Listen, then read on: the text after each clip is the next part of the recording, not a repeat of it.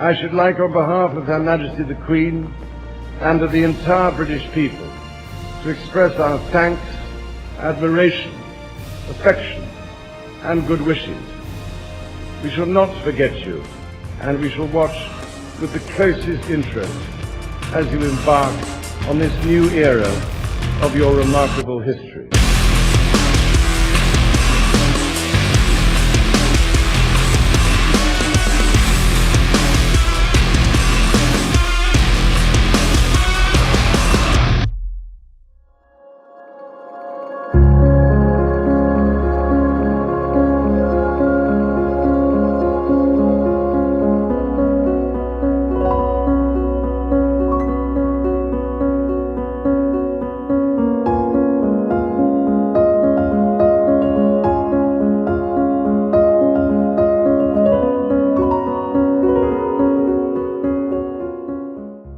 Welcome back, everybody. This is episode number 4 of Dragon's Gate. And if you're just joining us, like I assume just about everybody is because my channel is still quite new, this is a series based on a region that was once an Asian colony of the United Kingdom, and it gained independence in the 70s, late 60s, and immediately had a bloody civil war. And this series is set about 30-40 years later, and one part of the colony ended up becoming an autonomous province in China, while the other stayed independent, and they both became fairly successful regions. The northern area, which is part of China, is known as Xiangnan and is heavily inspired by the Chinese city of Shenzhen, while the southern city, which remained independent, is heavily inspired by Singapore. And those of you that have been watching this may see that this map is quite different from the one we've been working on, because it is. I created a brand new map. The one you're looking at right now will be the map exclusively for Xiangnan. I decided to split the project into 2 different maps because the first one, it felt cramped, especially for the northern area for Xiangnan, and I was also going to completely remake the southern area of the original map anyways. It just didn't lend itself to world building for 2 separate regions. These maps are definitely only big enough to encompass one single region at a time. I haven't made the map for the southern area yet because I want to focus more on Xiangnan first. As the series goes on and I get the itch to work in the south, I'll go and create that map because I actually have a lot more ideas for the southern area than I do for the northern area. Now, this map, I churned it out only after about 4 or 5 hours of working on it. It's not detailed or anything, it's just a base map. It only has one highway going through, it only has one rail line, and I'll add more later on whenever I get to it. But this map is divided into a few areas. And also, I need to mention, I'll probably update the base map at some point with a little bit more detail and add it to the workshop, but that's not really a priority right now. But like I said, this map is divided into a few areas. The first one is the border isthmus, where I placed the border crossing from episode 2, which is now functional. Second is the city proper area divided by a river that goes out into the bay, and on the east side of that river, that's where I put the People's Government Plaza area. And the bay that the river enters is meant to be a large bay between Xiangnan and the southern area. And the western side, there is another much smaller bay that is on the western side of both regions, and it just kind of leads out into the bigger South China Sea or whatever. On the northern side of the map, there's a fairly substantial reservoir area. Might add a dam there at some point, not really sure yet. And to the east of that, there's another large flat area that, again, I'm also not really sure what I'm going to be doing there yet either. Overall, I think this map is a whole lot better for Xiangnan. Funnily enough, I got the base terrain from terrain.party, and so it originally started as a height map of the western Shenzhen area, and then I just went heavy into it with editing and making it proper for the series. The only problem with it I have is I think the river might be a little bit too large, and also it has this weird thing where there will be a gap in the flow of the river, and I'm not really sure why it does that. So if you know why it does that, let me know in the comments.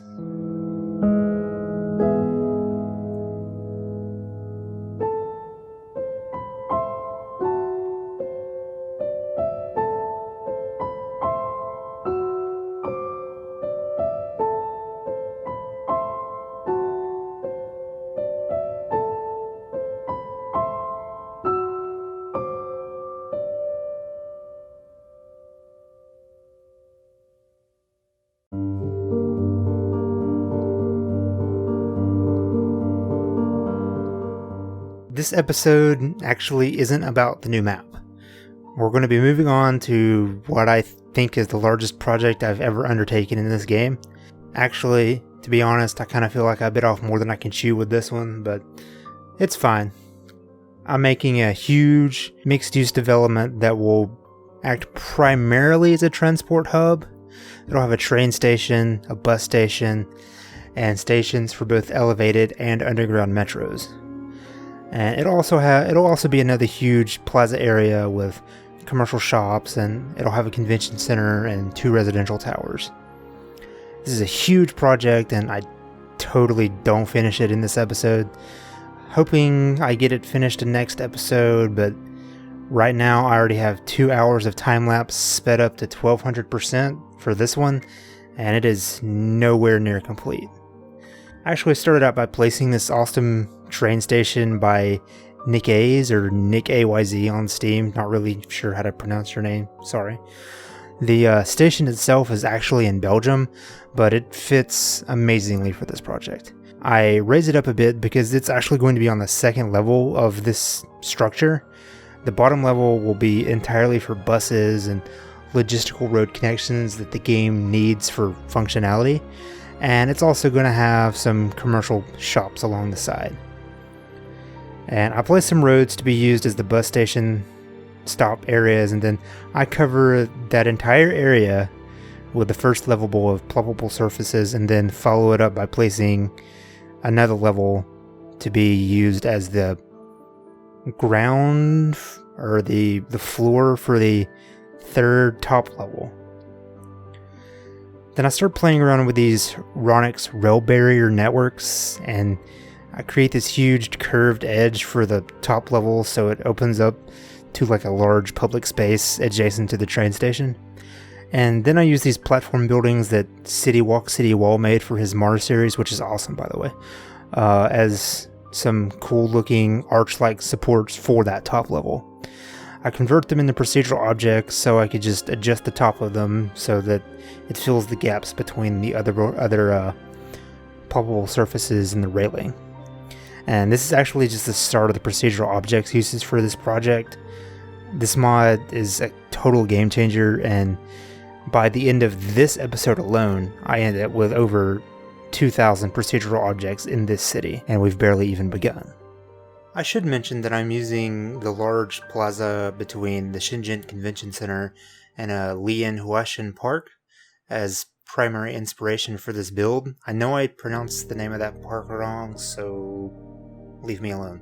Anyways, they have these big square structures that I assume are just for stairs and elevators and maybe maintenance areas and such. And on top of them, there are these cool light fixtures that I wanted to recreate.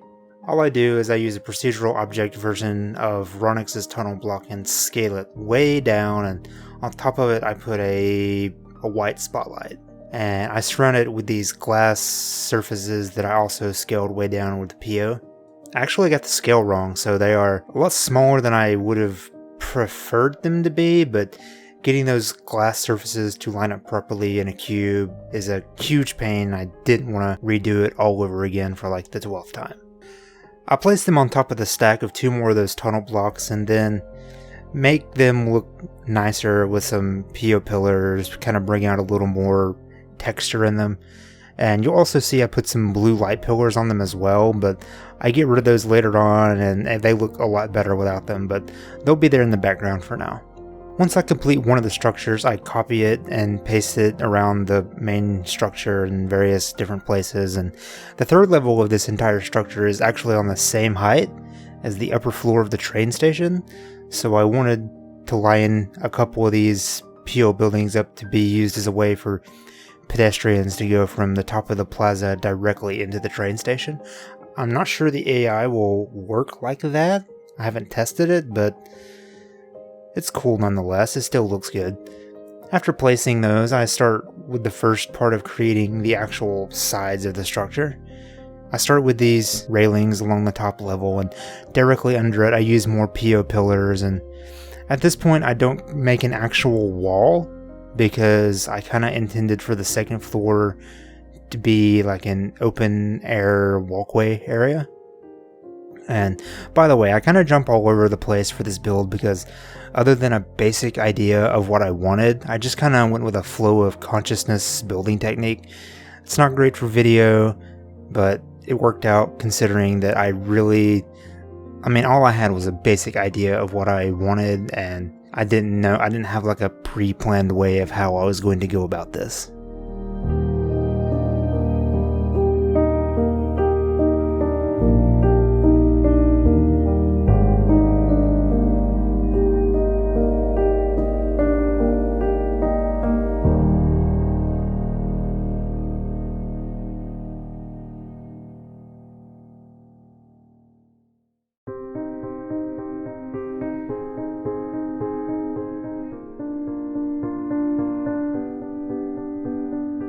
The next thing I do is I place down the Kashi development building from CM on the workshop.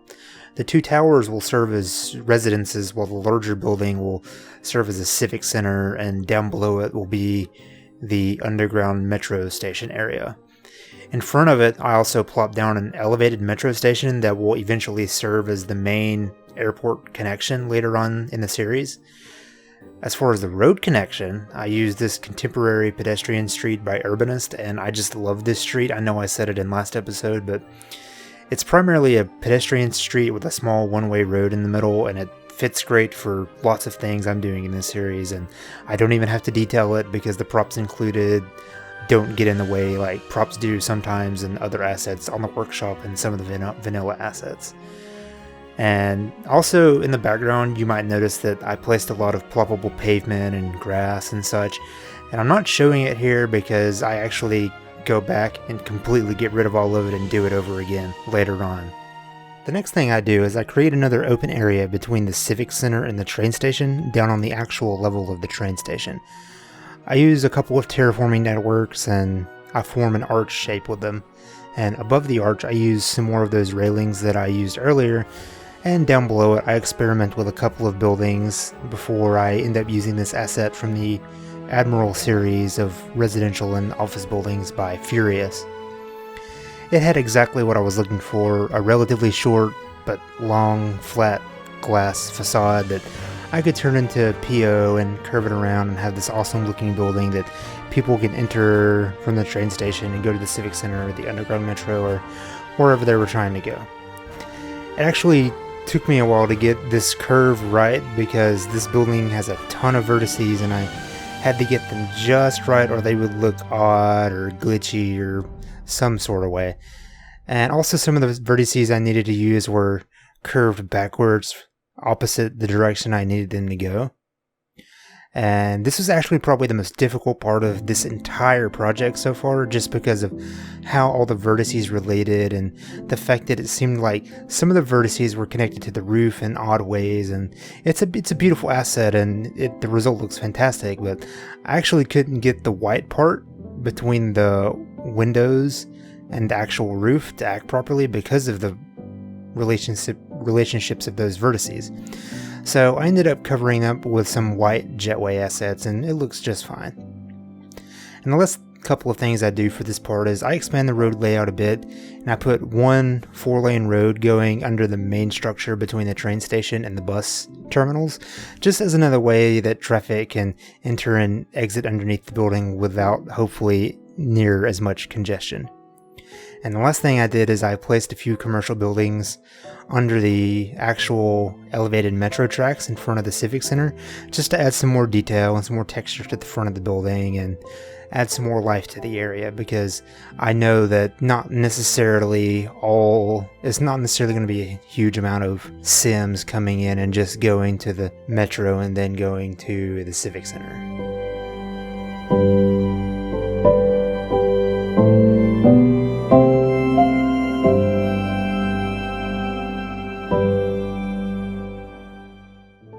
So for the first part of this, I actually forgot to hit the record button in OBS, so my bad. But what I'm doing is placing down these pavement surface networks on top of some ploppable grass so I can create some custom walkways. Later on, I'll go around and put some invisible pedestrian paths over top of them to make it all functional. A minor problem I had with this top level is that it is actually between 17 and 18 units high. So every network I used, I had to move it to lower it slightly or raise it. The only exception to that was the railing, which it actually looked perfect, just being slightly high. And also I had to fight the height between the ploppable grass and the surface network sometimes, or it would do the weird clipping, flickering thing, or the surface network would go under the ploppable grass and do all of that crazy stuff, so I spent a lot of time adjusting that as well. After I got all of that sorted out, I go and start placing these tile decals, and I'm only going to be using them for the long, straight walkway on the upper level, because using them on the curved walkways would take a ton of time that I just didn't have this episode. Usually when placing loads of decals like this in a long line, you soon figure out that you're slightly off center in your rotation, and so I had to take a moment and fix that as well. Then I moved on to where the trains will actually enter the structure, and I just created a simple entrance. I placed another one of those square towers on each side and used some horizontal and vertical PO pillars and a retaining wall just to make a nice cohesive entrance that it looks okay. Actually, next episode I might go back and tweak it a bit to make it look a little bit nicer, but it's actually not bad the way it is now.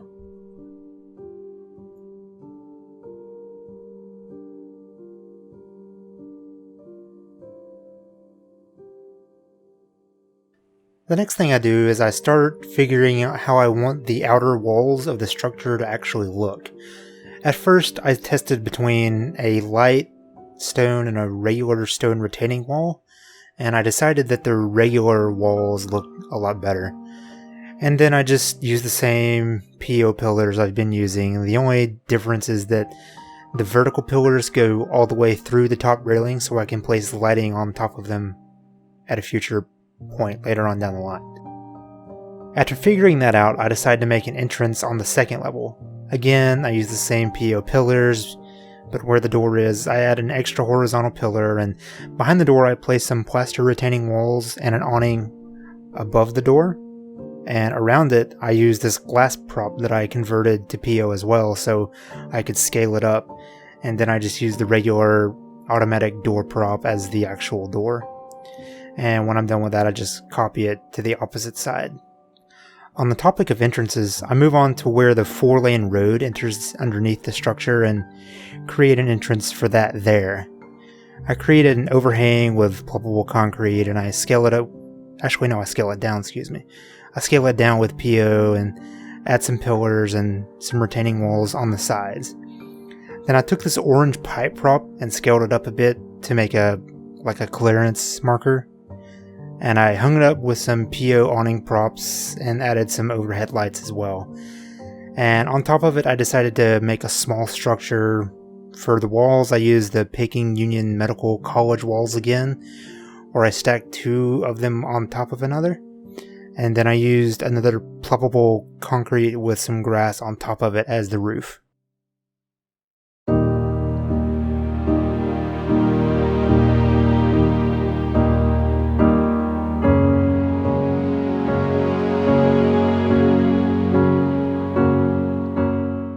For the next little bit, I spent some time creating the actual pedestrian paths around the complex. The way I did it is I just created all of these with normal pedestrian paths, and once I got summer, all of them connected in one area, I just turned them into invisible paths. This took a lot of time, so I'm not going to bore you with the details since I literally did the same thing for about 45 minutes over the whole complex. But I will also mention that each of the square buildings has a path leading down or up to the next level, like a staircase or elevator in the building. And after that, I set up the underground metro stations. These are underneath the actual Civic Center building, and they'll have a path directly to the train station and the upper levels of the complex. Next episode, I might tweak this area, make it a little more visible, but I'm not too sure about that yet. But the real meat of this section is where I extend the upper level and have it go across the street and have a set of stairs that go down into the plaza in front of the main People's Government building. I start by extending the surfaces forward across the road and creating the staircases with procedural objects, and after one set of the stairs there is a large landing followed by the final set of stairs that lead all the way down to the ground level. Initially I had stairs going from end to end, but I actually deleted the ones on each end and just left the two in the middle. But then I extend the surface network concrete and the tile decals all the way across to the end of the platform where the stairs are, and I also add them onto the lower landing and eventually down to the main plaza leading to the government building. At the head of the platform where it meets the road, I add a larger area of pluggable concrete surfaces because later on I'm actually going to make it into some sort of an office building. After that, then I take those tunnel blocks and make a smaller version of the square buildings that we've been using so I could place them against the stairs. These only have one of the light fixtures on the top of them, and Sims won't actually be able to use them as an elevator or staircase area because they're just purely structural. Then I place the small single stack at the bottom of the stairs, followed by the double stack and the triple stack back where the platform crosses the road. And once those are in place, I raise these stone retaining walls along the side of the stairs and landing, and I just put railings along all of the new surfaces I just placed. And then the last thing I do is I place down several of these planters with trees with some lights, and on the actual platform where I can't use normal trees, I use the tree and prop converter mod to have prop versions of the trees, since I can't really use the prop snapping mod because there's issues with the unlimited trees mod still. The next thing I try to work on is the pedestrian paths for the second level, but right as I got started doing that, I got the idea to take one of these small commercial buildings and turn it into a procedural object and place it inside of the square buildings just to give them a better looking entrance and some windows so that it didn't look so bland or so blank.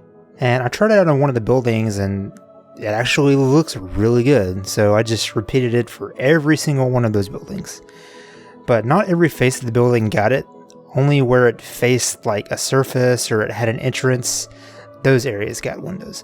So the top of the building facing away from the center was just completely left blank, as well as the faces inside the building where it would never be seen anyways. Then I set up these contemporary pedestrian streets alongside of the building where most of the commercial shops will be. Again, this is something based off of the area in Shenzhen where they have shared vehicle pedestrian roads where cars routinely park and there's just a lot of activity. Then I do actually get to work on these second level pedestrian paths. And again, I won't bore you with making you watch me do the same thing over and over and over again for 45 minutes. Just know that these paths are arranged almost entirely in a grid. And again, the square buildings, they go up and down a level as an elevator or a stairway.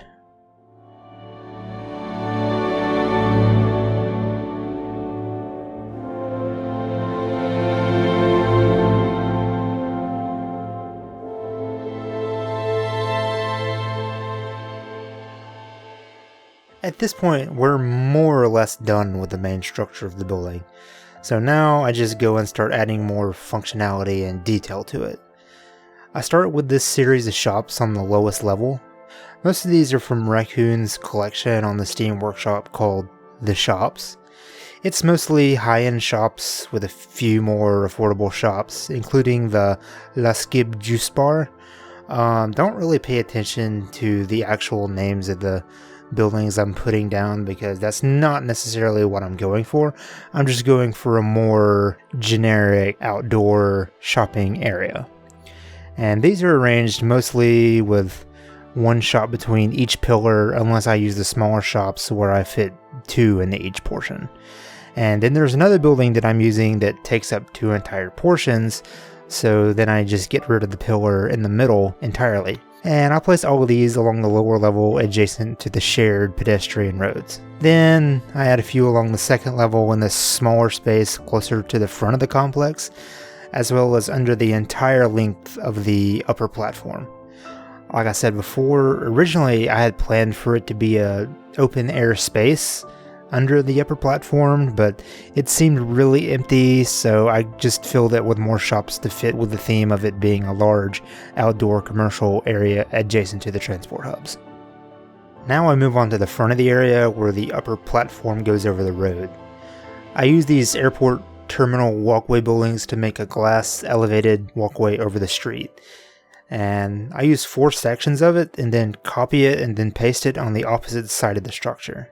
Then quickly I move on and start placing retaining walls around the front and sides of the building. And this building will actually serve mostly as an office space and as another entrance to the bus terminals. And at the base on the sides, I also place another commercial building. And then I detail up the sides with more PO pillars and more of those shop windows, which I actually also end up learning that they glow during the night, even though they're procedural objects. I did not know that. But the very front of the building was actually the most difficult part. And I started by placing some pillars and retaining walls, but where it met the roads, I really wasn't that sure what I was going to do with it. At first I tried using the Peking Union Medical College walls again, but it just ended up looking like a giant garage door, which was cool, but not really what I was going for. I eventually found these stone wall props that are similar to the stone retaining walls that I've been using, so I just put those in with procedural objects and they work great. After that, I copy over the clearance bar and lights from the other road entrances, as well as place some parking barriers and such. And inside of the actual, parking area going towards the bus terminals, I also put some lights to make it look more realistic. And then I just add some more horizontal pillars and the PO shop windows along the front facade, and it looks really great. And the last thing I do is I add a couple of pillars underneath the elevated walkway with procedural objects.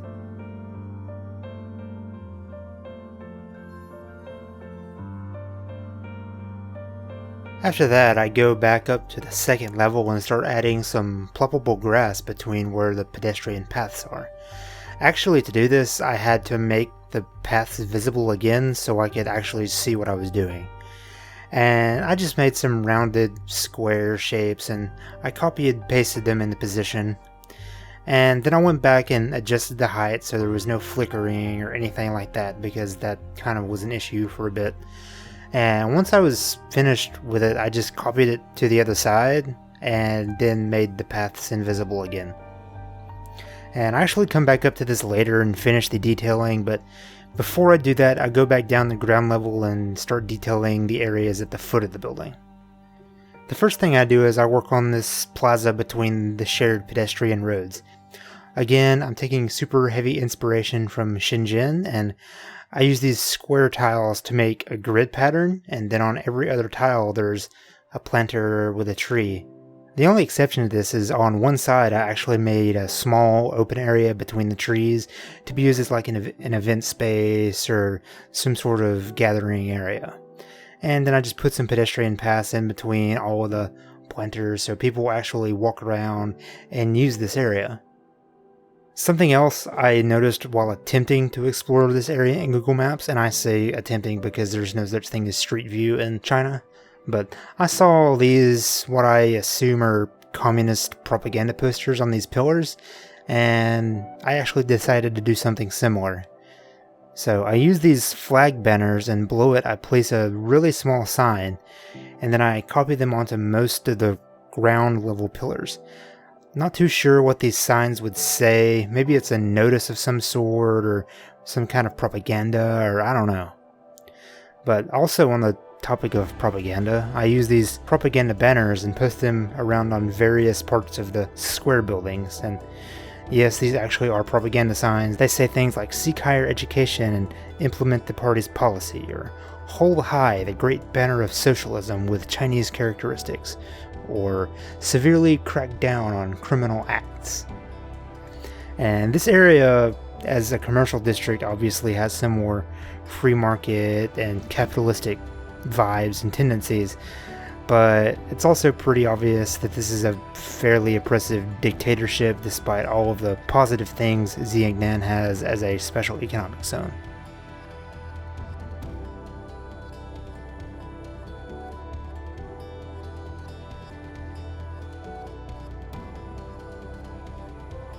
Next up, I use this brick surface and make it into PO again, and use it in the area between the shared road and the commercial buildings. I actually end up using this surface a ton going forward in this build, but after I have that down, I started with the finer details of this little area. I just put down some tables and a couple of trees and a few smaller signs, and it still seemed quite empty, so I added a couple of small stalls and some trash cans, and then another set of tables on the end and a few benches here and there. After that, I go back up to the second level and use these brick surfaces as PO over the entire area.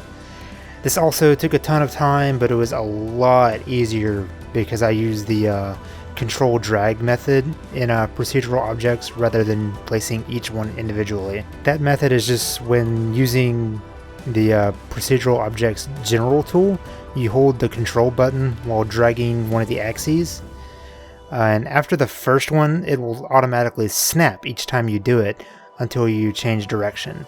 And you have to hold down control though, because otherwise it will just move the one you have selected instead of copying it. It's really useful, but that's another thing that I'm not going to show a ton of because it's really repetitive.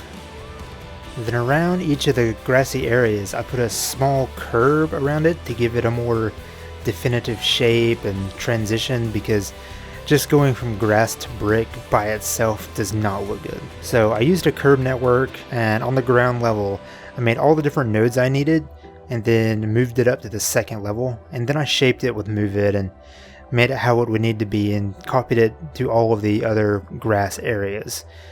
Then I went back and fine-tuned each individual one with Move It because I really wasn't that accurate copying pasting, since I had already spent around 30 hours on this episode already. So I was just kind of trying to not rush it, but just kind of trying to get it done faster. After that, I used these glass awning props over the upper level building entrances, and on top of them I put another banner that says something about a nationwide data plan. I'm not really too sure what that's about, but anyways, I keep jumping all over the place.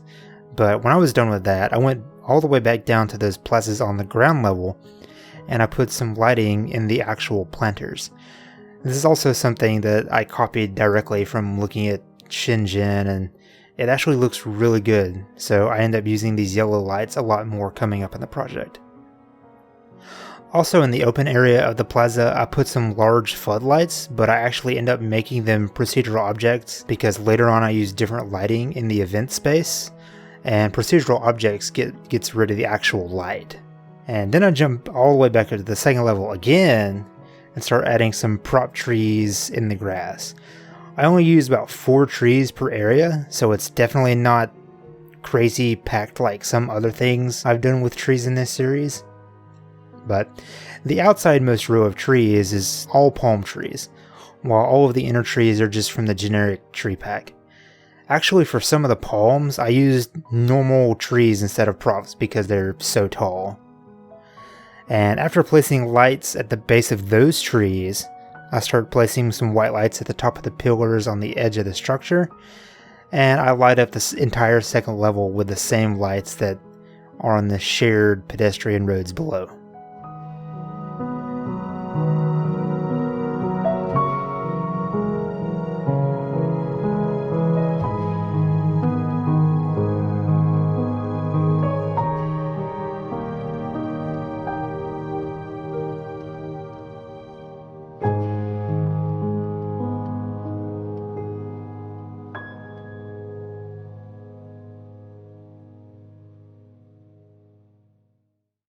For the last part of this video, I focus heavily on the very top level. I start with some more of the surface network paths, and these actually won't be functional, they're just there for aesthetics. And I use a wavy pattern to break up all of the monotony of the square shapes we have all over this build. And some of the time I actually kind of struggled to get it to behave properly just because there are so many network layers in this project, from different surface networks and pedestrian paths and the railings and the roads all the way down on the ground floor, and it's just a mess, but it works out. Then I start detailing around the paths with various bushes and a couple of trees. These are prop versions, so every time I put some down I have to use the move it tool with the random rotate feature. I mostly use a mix of smaller and larger bushes with a couple of larger trees and a small bit of tall grass mixed in, just a little bit of tall grass. And again, I try not to make it excessively thick, so there is still a bit of the grass showing on the bottom. And I use this technique between the first two sets of the square buildings, but between the second set, I use the random hedge technique that I used in front of the People's Government building in last episode. Except this time, it was a lot more difficult because there was a lot less space to work with. And I still spend about 30 minutes or so making these hedges look right and adjust them and all that. Then I surround them with some more of the small bushes, and I actually take a moment to take all of these small bushes on this top level and turn them into procedural objects just so I can save on the prop count, because that's a lot of props. Then I sort of randomly put in some of these yellow lights that I've been putting around all the trees and plants in this episode. Again, all of this is heavily based on what I keep showing you in that place in Shenzhen. And I follow that up by putting some more of those street lamps from the pedestrian shared roads along the main path. And I didn't use the same pattern throughout, since the edges of the platform change every so often.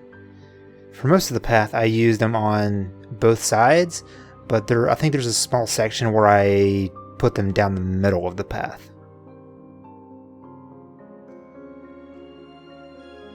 Then back on the front of the platform, there was this larger space where I actually ended up making the foliage pretty thick, using lots of trees and a bunch of different kinds of mixed bushes, and of course more of those yellow lights down at the bottom.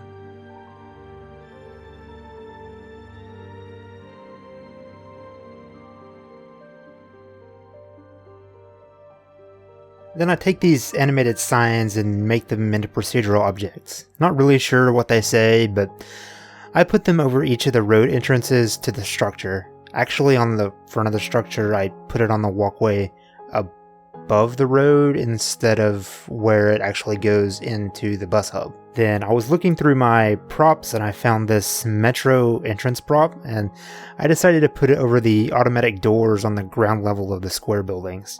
It adds a little bit more detail and just added a little bit of differentiation between the upper and lower levels. And the very last thing that I do is detail the small event space on the lower plazas. In the middle of it, I place this large tent of some sort or canvas structure. Not really sure what kind of event is happening, but it probably has something to do with the festival that's going on in the city. Then I placed down these pink and light blue lights that I started using last episode as the festival colors. And I used some of these string lights from City Walk City Wall on the entrances to the tent just because I thought they looked cool.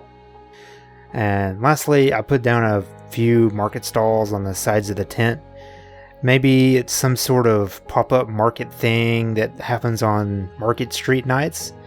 And that's actually something I'm definitely going to include in future episodes because I think it's just something that's cool. This video has been super long, and in-game time plus editing and all of that, I think I may have put 50 or so hours into it. And I actually won't be finished with the transport hub until probably the end of next episode. Episodes this long are not really ideal. I try to stay around 20 or 25 minutes, but this project is so large to the point that I didn't even hit a real stopping point until just now. Going forward, I'm going to try and structure my videos in a better way where I don't really have to skip a ton of the smaller detailing in some of the places. but next video might be just as long. I'm not sure yet, but I've gotten the largest chunk of this build done already. And next episode, we're actually going to focus on the details around the train and metro stations and the civic center. I have some really cool ideas for that, so you might want to just go ahead and subscribe just for that. Anyways, if you enjoyed the video, leave a comment and a like and all of that. It definitely helps the channel get more exposure in the algorithm. It will also help the channel grow and help justify the loads of time that I'm putting into this thing that I love and I'm sure everybody else loves. Actually, I don't know if you like these videos or not. Still too early to tell. Anyways, thanks for watching, and I will see you next time on Dragon's Gate.